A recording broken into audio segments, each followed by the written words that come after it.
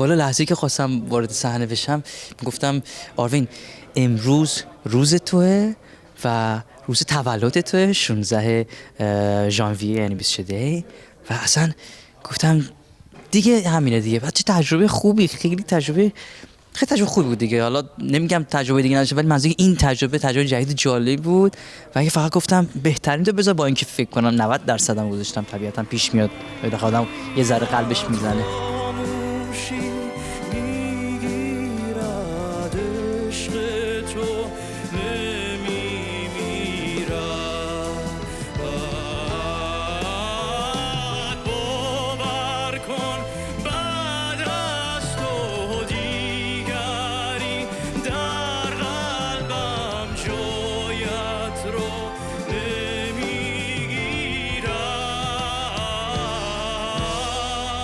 حسی که الان دارم، اولا که حس بسیار خوبی دارم الان 100% و اینکه کامیار انتخاب کردم به یک دلیل خیلی واضحی. همه خوب بودن چون که من خیلی کنجکاوم ببینم سبک مختلف چجوریه. فکر کنم بارها هم گفتم و خب کامیار پسر تحصیل کرده ایه و مطمئنا میتونم چیزای خیلی خوبی ازش یاد بگیرم. ولی خب سبک آرنبی، تلفیقی، بلوز، این چیزا اینطوری رو فکر می‌کردم که با کامیار میتونه برام خیلی بهتر باشه و حس بسیار خوب داشتم. میخواد بیا تیم من فکر کنم.